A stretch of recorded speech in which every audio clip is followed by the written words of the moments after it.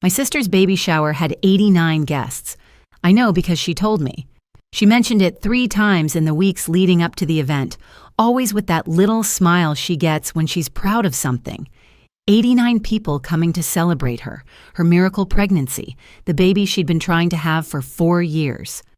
I was happy for her, genuinely, deeply happy. My 8-year-old daughter wasn't invited. The text message came through on a Tuesday afternoon. I was at work finishing up paperwork at the veterinary clinic where I've spent the last 11 years of my life. My phone buzzed and I saw Bethan's name on the screen. I smiled before I even read it, because that's what I always did when my little sister reached out. I'd raised that girl, changed her diapers when I was 12 years old and our parents were working overnight shifts, held her hand on her first day of kindergarten, taught her how to French braid her own hair when she turned 10. Bethan wasn't just my sister. She was the closest thing I had to my own child before Waverly came along. The message was short, polite, almost formal in a way that felt strange coming from someone who used to crawl into my bed during thunderstorms. "Hey, Corinne, just wanted to give you a heads up that the shower is adults only. I hope you understand. Can't wait to see you there." I read it twice, then a third time. Adults only. Okay, I understood. Big events can be chaotic with children running around. Bethany was 8 months pregnant and probably exhausted just thinking about the logistics. I told myself it made sense. I told myself not to take it personally. I texted back a simple response. "No problem, Waverly will hang with Deacon, can't wait to celebrate you." And I meant it. I really did. My husband Deacon is a good man, quiet, steady, the kind of person who shows love through actions rather than words. He works at the manufacturing plant on the east side of town, comes home with grease under his fingernails, and has never once complained about the life we've built together. When I told him Waverly couldn't come to the shower, he just nodded. "I'll take her to the movies," he said. "She's been wanting to see that animated one about the dogs." "You sure you don't mind?" He looked at me for a long moment. Deacon has this way of seeing things I try to hide, even from myself. "I don't mind," he said. "But I think it's strange." "What's strange?" "Your sister. This whole thing. Something feels off." I brushed it away. I told him he was overreacting. Bethan was stressed, that's all. Planning a huge event while pregnant couldn't be easy. She had her mother-in-law breathing down her neck, a husband who worked 70 hours a week, and a body that was changing by the day. Of course things felt a little off. Everything would go back to normal after the baby arrived. That's what I told myself. That's what I genuinely believed. The shower came and went. It was beautiful. Held at a garden estate on the wealthy side of town, the kind of place with manicured hedges and servers in white gloves. I showed up alone, carrying a gift I'd spent 2 weeks picking out, a handmade baby quilt from a local artisan, soft as a cloud, embroidered with tiny yellow ducks because Bethan mentioned once that she wanted a gender-neutral nursery. She hugged me when I arrived, a quick hug, the kind you give an acquaintance at a work function. Then she was gone, swept away by a crowd of women I didn't recognize. I spent most of the afternoon standing near the dessert table, making small talk with distant cousins and pretending I didn't notice how invisible I felt. But I pushed that feeling down. I always do.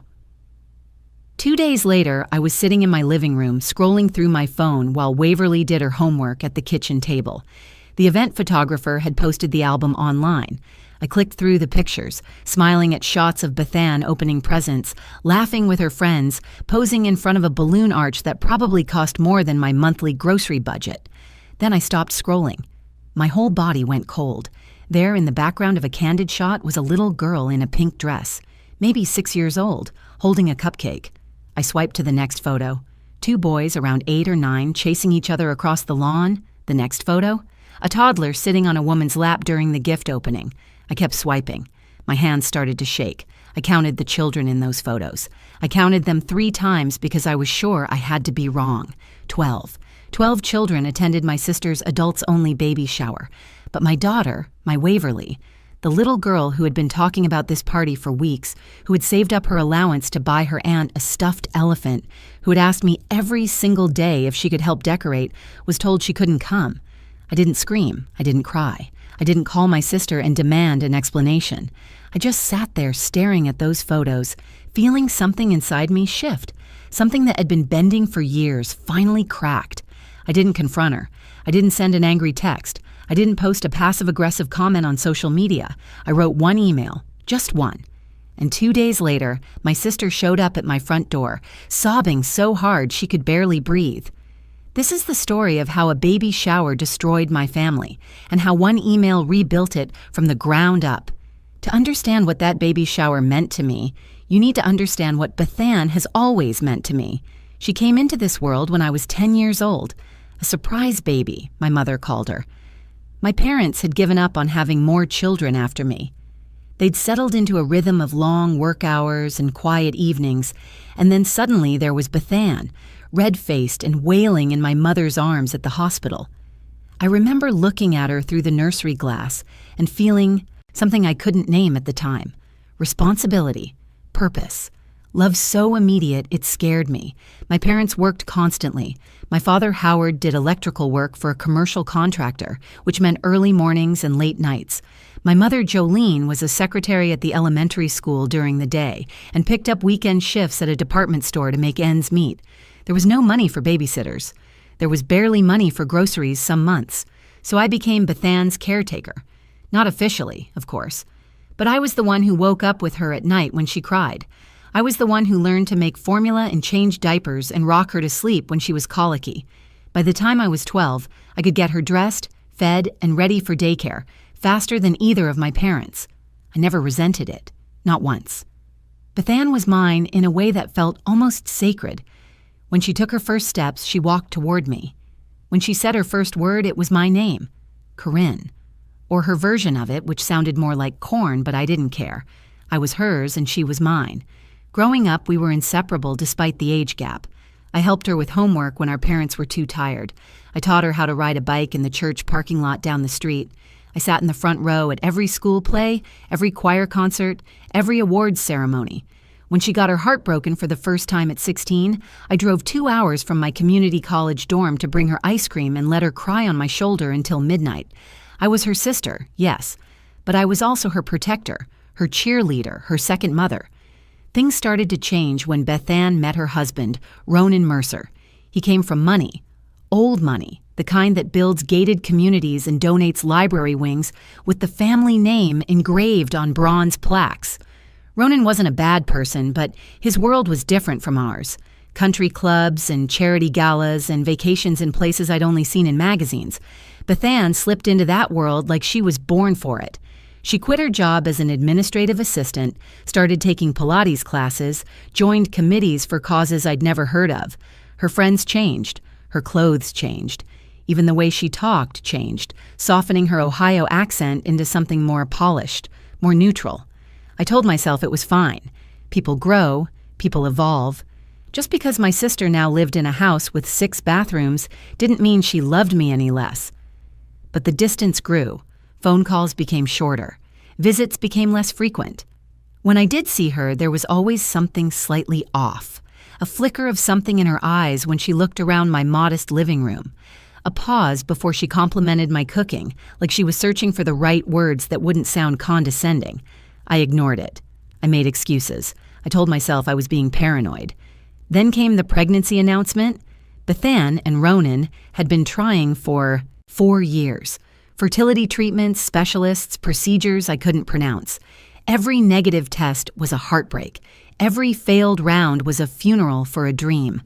I watched my sister suffer through it all, and I ached for her in ways I couldn't express.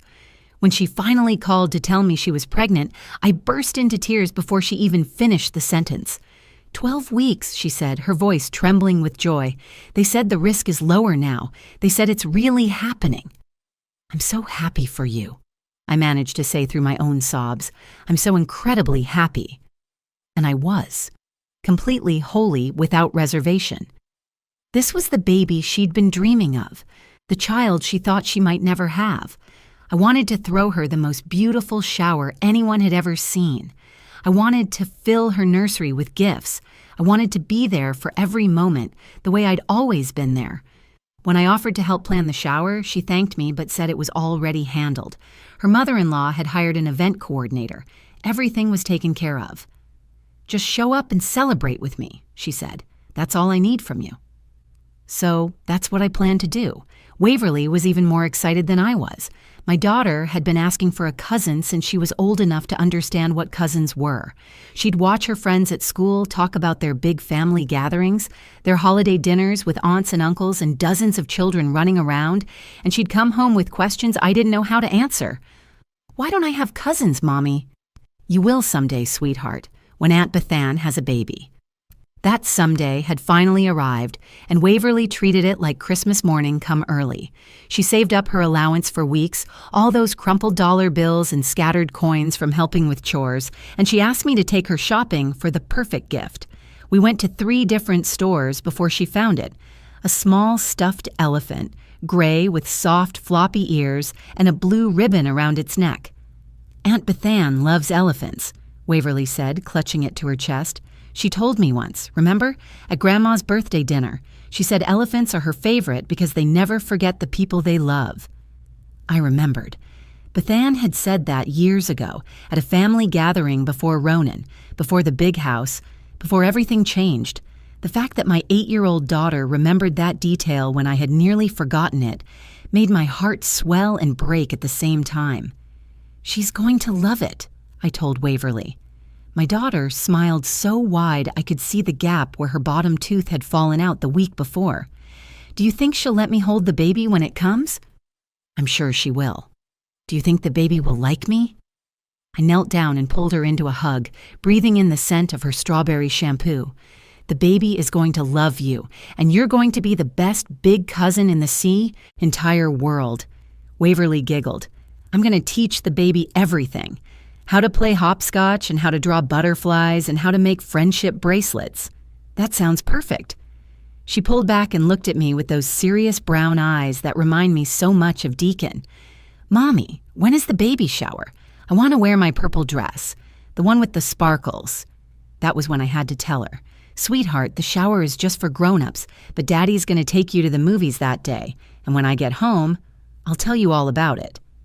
Her face fell, but only for a moment. She nodded slowly.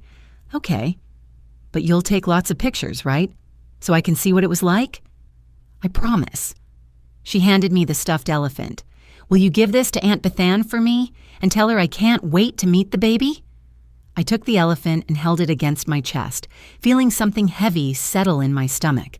Something I couldn't name yet, something that felt like warning. "I'll tell her," I said. "I'll make sure she knows." The day of the shower arrived on a Saturday in early September. The weather was perfect. One of those golden autumn mornings where the air feels crisp, but the sun still carries warmth. I spent an hour getting ready, changing outfits 3 times before settling on a navy blue dress I'd bought specifically for the occasion. I wanted to look nice. I wanted Bethan to be proud to introduce me as her sister. Deacon watched me from the bedroom doorway as I fastened my earrings. "You look beautiful," he said. "You think it's too much? Maybe I should wear the gray one instead." "Corinne, stop. You look perfect." I turned to face him, and I could see that look in his eyes again, that quiet concern he'd been carrying for weeks. "What?" I asked. "Nothing. Just be careful today." "Careful of what?" He didn't answer. He just walked over, kissed my forehead, and told me to have a good time. Waverly was sitting on the couch in her pajamas when I came downstairs, the stuffed elephant tucked under her arm. She'd insisted on keeping it close until the last possible moment. "You have to give this to Aunt Bethan right when you see her," she instructed me, her face serious. "Don't forget, promise me." "I promise, sweetheart." She handed over the elephant reluctantly, like she was entrusting me with something precious, which to her she was. "Tell her I love her, and tell the baby I love them too, even though we haven't met yet." I hugged her tight, grabbed the gift bag with the handmade quilt inside, and headed out the door. The venue was a garden estate called Whitmore Manor, about 40 minutes outside of town. I'd never been there before, but I'd seen pictures online when Bethan first mentioned it. In person, it was even more impressive. Iron gates opened onto a winding driveway lined with oak trees, their leaves just beginning to turn shades of orange and red. The main house was a restored, Victorian, all white columns and wraparound porches, and the gardens behind it stretched for what seemed like acres. I parked my 10-year-old Honda between a Mercedes and a Range Rover and tried not to feel out of place. The party was already in full swing when I arrived. Waiters in crisp white shirts circulated with trays of champagne and sparkling cider. A string quartet played softly near the fountain. Women in designer dresses clustered in small groups, laughing and air-kissing like they'd known each other for decades. I spotted Bethan immediately. She was standing near the gift table, radiant in a flowing, cream-colored dress that draped elegantly over her pregnant belly. She looked like something out of a magazine. Beautiful, glowing, completely in her element. I walked over with my gifts, my heart full of love and pride for the little girl I'd raised, who was now about to become a mother herself. "Bethan!" She turned, and for a moment her face lit up. Then something shifted. Not dramatically, not in a way anyone else would notice. But I noticed, a slight tightening around her eyes, a smile that didn't quite reach all the way. "Corinne, you made it!" She hugged me, quick, light. The kind of hug you give someone you're obligated to greet but don't particularly want to hold. "You look amazing," I said, meaning every word. "How are you feeling?" "Exhausted but happy. This is all so overwhelming." She gestured vaguely at the party around us, already looking past my shoulder at someone else arriving. "Waverly sent this for you." I held out the stuffed elephant. She picked it out herself, saved up her allowance for weeks. She wanted me to tell you she loves you and she can't wait to meet the baby. Bethan took the elephant, glanced at it briefly, and set it on the gift table without a second look. "That's sweet. Tell her thank you." And then she was gone, swept away by a woman in a red dress who needed to introduce her to someone important. I stood there for a moment, holding the gift bag with the quilt, feeling something cold settle in my chest. I told myself I was overreacting. She was the guest of honor. She had dozens of people demanding her attention. This wasn't personal. I found a seat near the back of the garden and spent the next 2 hours watching my sister live a life I was no longer part of.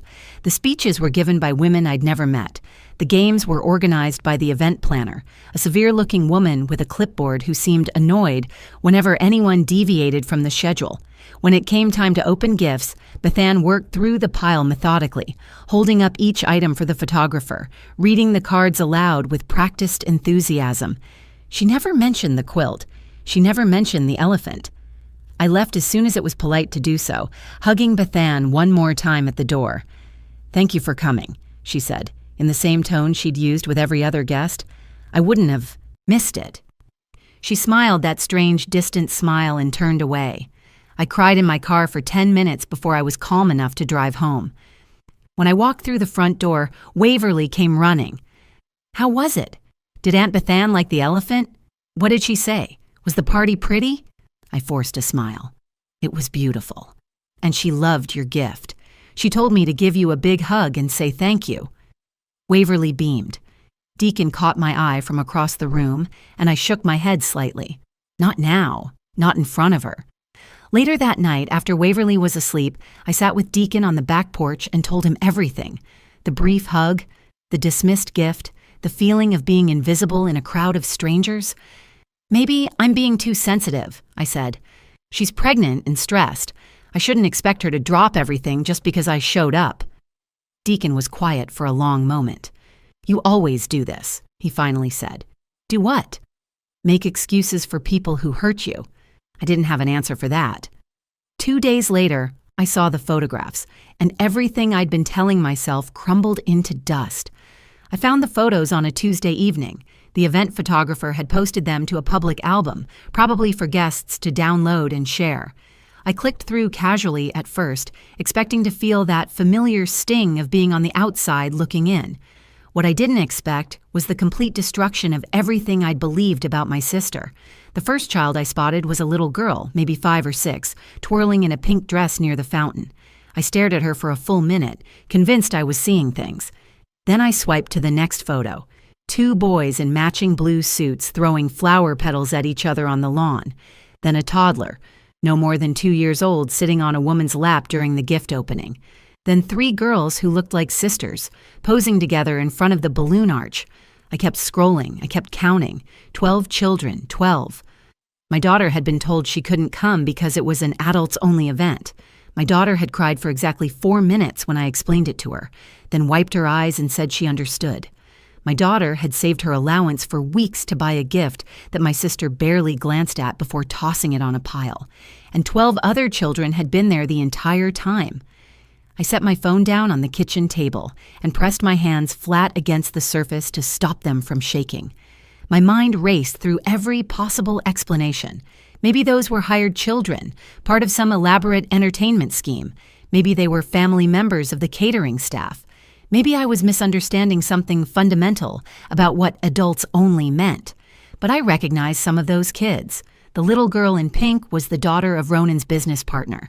The boys in blue belonged to a woman Bethan had introduced me to briefly at the shower, someone from her Pilates class.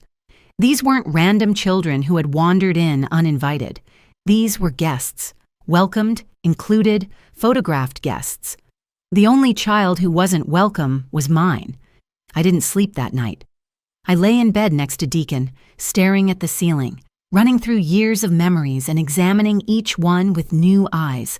Every canceled lunch, every unreturned phone call, every time Bethan had promised to visit and then backed out at the last minute with a flimsy excuse. I had accepted all of it, explained it away, told myself that she was busy, that she was stressed, that our different lifestyles made it harder to connect. I had been making excuses for her my entire life.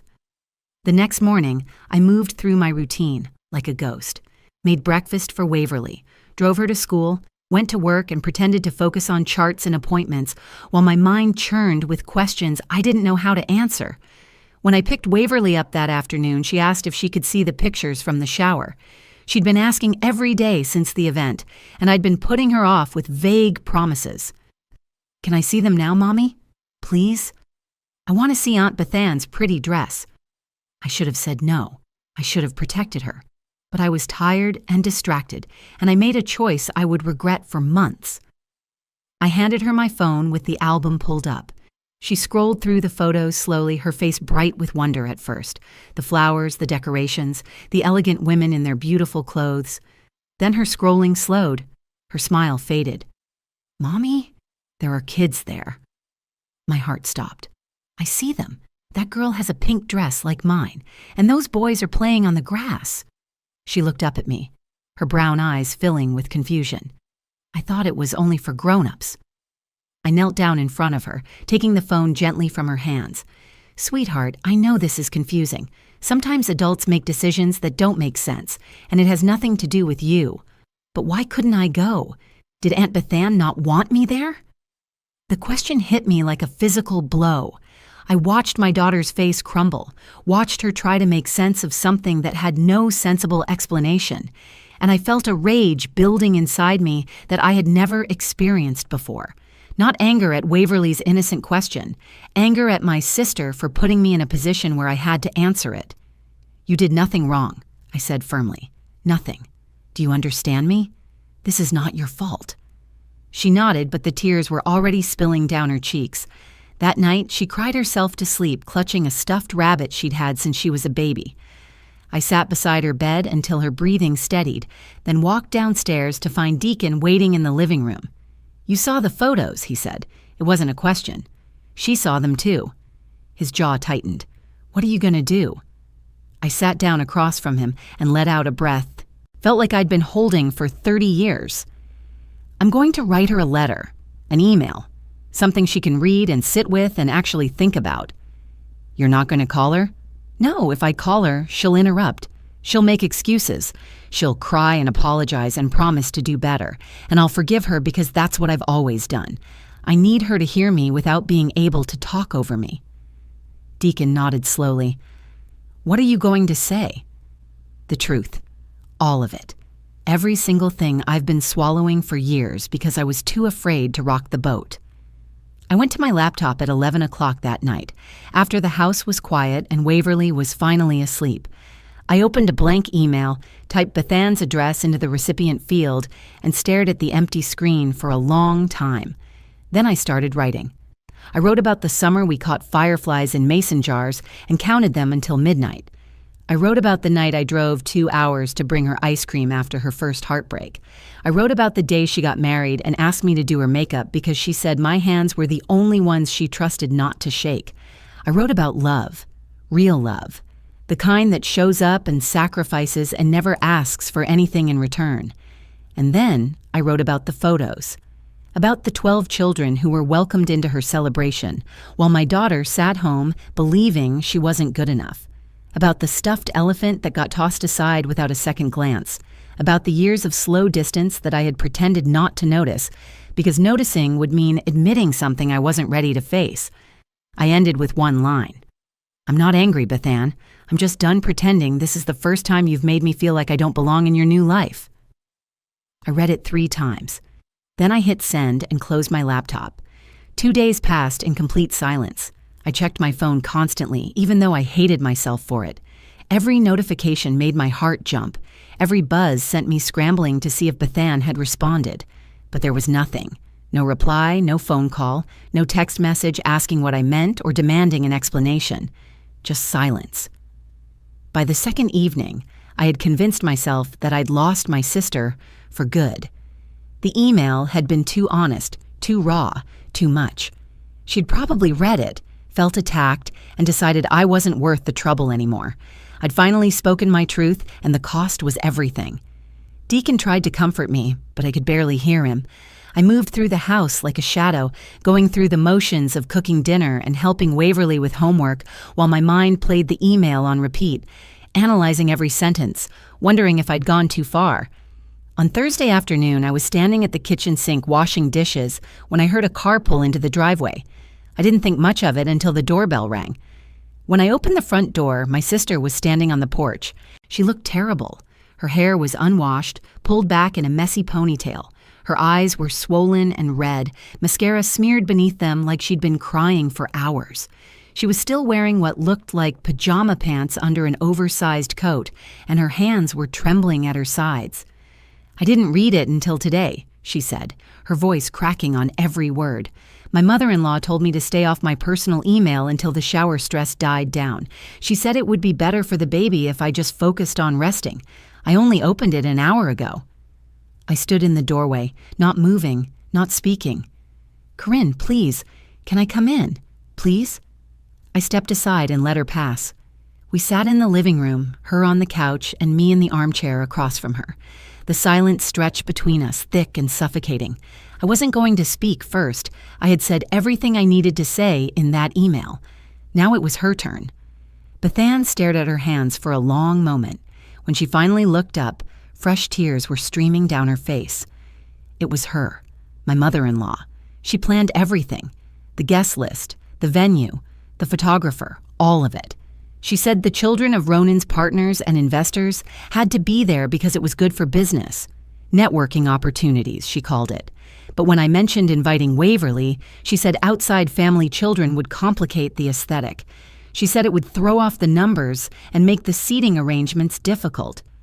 I felt my hands curl into fists in my lap. "And you agreed to that?" Bethan's face crumpled. I didn't fight her. I should have. I should have told her that my niece was more important than any seating chart. But I was so tired, Corinne, so exhausted from the pregnancy and the planning and trying to make everyone happy. I told myself it would be fine. I told myself Waverly wouldn't find out. I told myself you would understand. Understand what, exactly? That my daughter wasn't good enough for your party? No, that's not what I meant. Then what did you mean, Bethan? Because I have spent 2 days trying to figure out how my sister, the girl I raised, the girl I would have done anything for, could look at 12 children running around her baby shower and not think about the one little girl who was told she couldn't come. Bethan broke down completely, deep, heaving sobs that shook her entire body. I watched her cry, and I felt something I hadn't expected. Not satisfaction, not vindication, just overwhelming sadness. "There's something else," she finally managed, wiping her face with the back of her hand. "Something I should have told you years ago." I waited. "Mom has been saying things about you for years, little comments here and there. She told me you were jealous of my marriage. She said you resented me for having a better life than you. She said you smothered me growing up and that I needed to create distance for my own mental health." The words hit me like a punch to the stomach. She said I was too dependent on you, that our relationship wasn't healthy, that you tried to replace her as my mother and it was damaging to both of us. I couldn't speak. I couldn't breathe. I believed her, Corinne. I believed her because she's my mother and I thought she wanted what was best for me. So I pulled away. I stopped calling as much. I made excuses not to visit, and every time I felt guilty about it, she would remind me that I was doing the right thing, that you would be fine, that you had Deacon and Waverly and you didn't need me anymore. The room was spinning. All those years of wondering what I'd done wrong, why my sister had slowly become a stranger, and the answer had been our mother the entire time. Why are you telling me this now? Bethan looked at me with red-rimmed eyes. Because your email broke something open inside me. I read those memories you wrote about, all those moments we shared, and I realized I had let her rewrite our entire history. I had let her convince me that your love was a burden instead of a gift. The front door opened, and Deacon walked in with Waverly. They both froze when they saw Bethan on the couch. Waverly's eyes went wide. Aunt Bethan? My sister pushed herself off the couch and knelt down slowly, carefully, her pregnant belly making the movement awkward. She looked at my daughter with tears still streaming down her face. Waverly, I need to tell you something. I made a terrible mistake. You should have been at my party. You should have been the very first person I invited. And I am so sorry that I hurt you. Waverly looked at me, then back at her aunt. I made you a present, she said quietly. The elephant. Mommy gave it to you. I know, and I didn't treat it the way I should have. But I want you to know that I'm going to put it in the baby's room right next to the crib. So your cousin will see it every single day and know that their big cousin Waverly loved them before they were even born. Waverly's lip trembled. Really? Really, I promise. My daughter stepped forward and wrapped her small arms around Bethan's neck. Bethan held her tight, crying into her hair, and I watched two people I loved more than anything in the world begin to find their way back to each other. The weeks that followed were some of the hardest and most healing of my life. Bethan and I talked for 3 hours that first night after Waverly went to bed. We sat at my kitchen table with cups of tea that went cold while we unpacked years of misunderstanding, manipulation, and missed connections. She told me about every comment our mother had made, every seed of doubt that had been planted, every lie that had slowly built a wall between us. I told her about every moment I had felt invisible, every holiday where I sensed something was wrong but couldn't name it, every phone call that felt shorter than the last, every time I had cried in my car after leaving one of her events, wondering what I had done to push her away. By the end of that conversation, we were both exhausted, but something had shifted. The wall was still there, but now we could see it for what it was, and we both wanted to tear it down. The conversation with my mother did not go as well.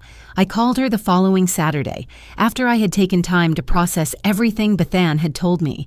I wanted to give her a chance to explain, to apologize, to make it right. Some part of me still hoped there had been a misunderstanding, that my mother hadn't deliberately sabotaged my relationship with my only sister for over a decade. That hope died within the first 5 minutes. I don't know what Bethan told you, but she's exaggerating, my mother said, her voice sharp and defensive. I never said anything that wasn't true. You were too attached to her. It wasn't healthy for either of you. Mom, she said you told her I was jealous of her marriage, that I resented her success. None of that is true. Well, maybe you don't see it in yourself, but I do. A mother knows these things. I felt something inside me go very still. Did you tell her to exclude Waverly from the baby shower? Silence on the other end of the line. Mom, did you know there were going to be other children there? That was Ronan's mother's decision, not mine. I had nothing to do with the guest list. But you knew Waverly wasn't invited, and you knew other children would be there, and you said nothing to me. I didn't think it was my place to interfere. I almost laughed. My mother, who had interfered in every aspect of my relationship with Bethan for years, suddenly didn't think it was her place. I'm going to need some space, I said quietly. I don't know for how long, but I can't keep pretending that everything is fine when it isn't. She tried to argue. She tried to guilt me. She called me ungrateful and overdramatic and said I was tearing the family apart.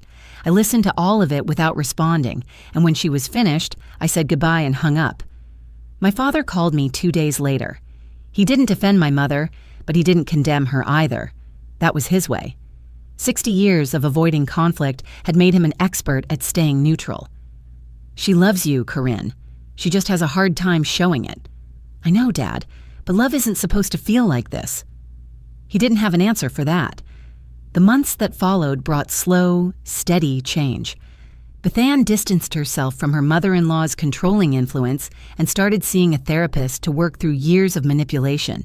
She made a point to call me every week, and not just quick check-ins, but real conversations about our lives, our fears, our hopes for the future. She invited Waverly to help decorate the nursery. My daughter spent an entire afternoon painting wooden letters for the baby's name, while Bethann watched and laughed and took approximately 200 photos.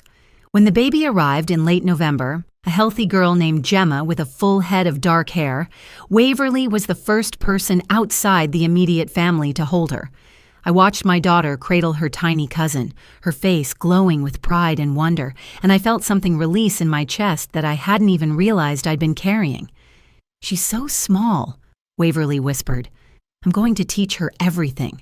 How to draw butterflies and make friendship bracelets and catch fireflies in jars." Bethann looked at me from across the hospital room, tears in her eyes. "Just like you taught me," she said. I nodded, unable to speak. That Christmas, for the first time in years, my sister came to my house. Not the big family gathering at my parents' place, but my house. She sat in my modest living room with Gemma in her arms while Waverly showed her every single ornament on our tree and explained the story behind each one. My mother wasn't there.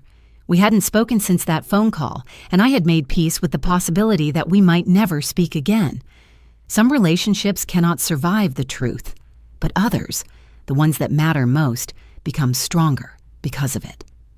I learned something important through all of this. Silence is not the same as peace. For years, I had swallowed my hurt to keep everyone else comfortable, and all it did was teach them that my feelings didn't matter.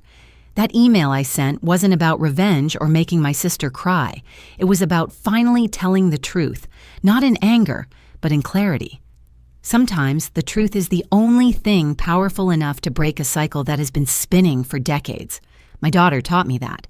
When she looked at me with those big brown eyes and asked if she had done something wrong, I realized I had been asking myself that same question my entire life. The answer was always no. Some people make you feel small because they don't know how to handle how much you love them. But that is their weight to carry. Not mine. Not anymore. Bethann and I still have work to do. Trust doesn't rebuild overnight, and there are still moments when the old doubts creep in. But we are trying. We are showing up for each other, and that is more than I ever thought I would have again. Last week, Waverly asked me a question while we were driving home from school. "Mommy, do you think Aunt Bethann is happy now?" I thought about it for a moment. "I think she's learning how to be, just like the rest of us." Waverly nodded seriously, then smiled. "I'm glad we didn't give up on her." I reached over and squeezed her hand. "Me too, sweetheart, me too." If this story touched your heart, I want to hear from you. Drop a comment below and tell me. Have you ever had to send a difficult message to someone you love?